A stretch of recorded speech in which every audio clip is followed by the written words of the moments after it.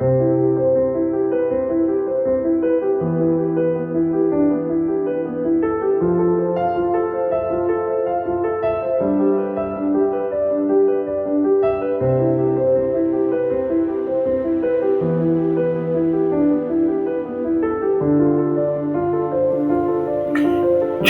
ni njyewe.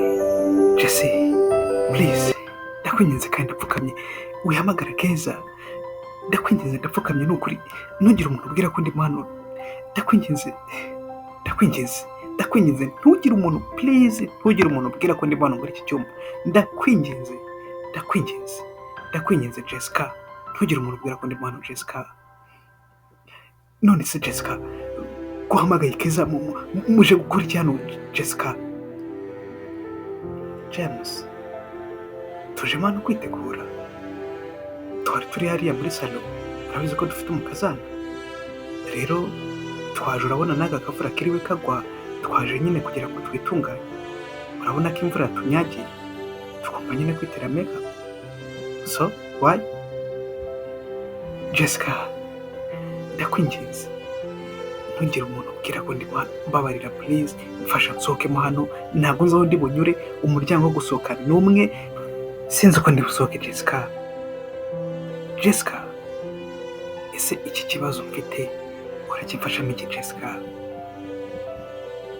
James, none se wageze mu cyumba cy'urwambariro, icyumba cy'abakobwa, icyumba twiteguriramo nk'abakobwa, nawe waje kwitera makeup?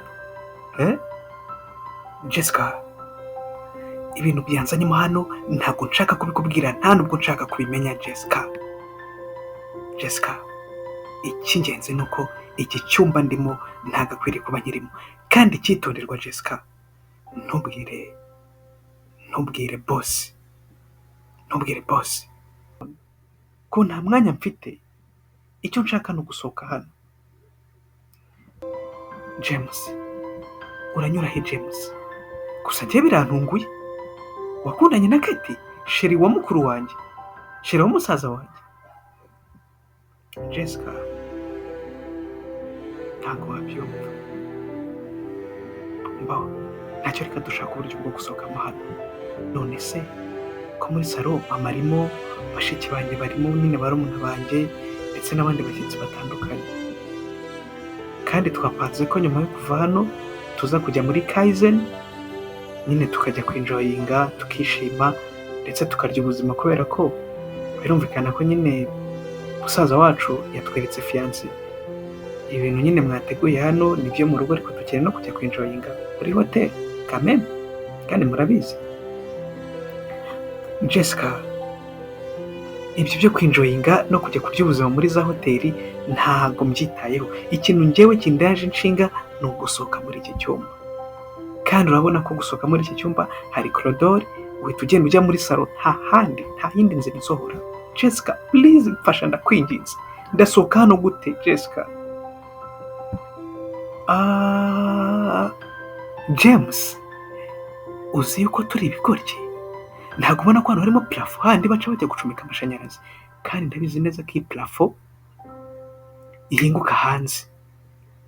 Ahubwo se iyi plafo kiri hano turakora hehe urwego kugira ngo wuriremo hanyuma usohoke? Wowe urasohoka unyure hariya mu mabati, urahita uhinguka hanze.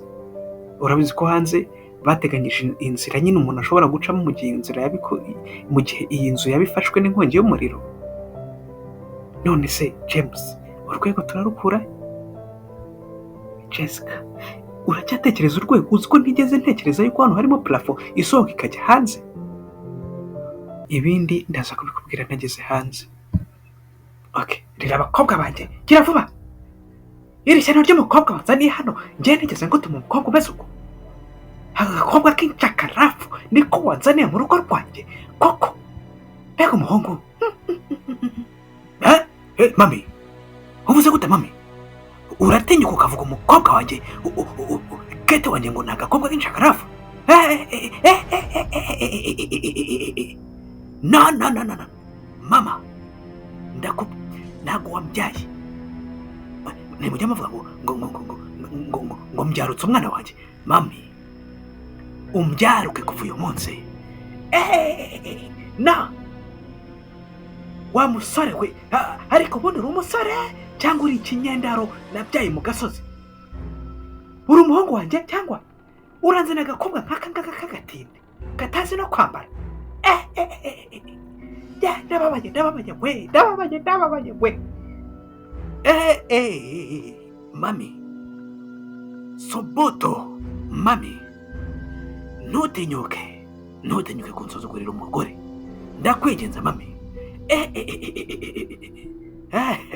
Mami uratinyuka ukansuzugurira umugore mu maso ya bashiki banjye na barumuna banjye, nta n'isoni? ketabaye iki? James ariye nakosheri koko uru rwego rwo kunsuzugura n'iki wanzaniye? No, mami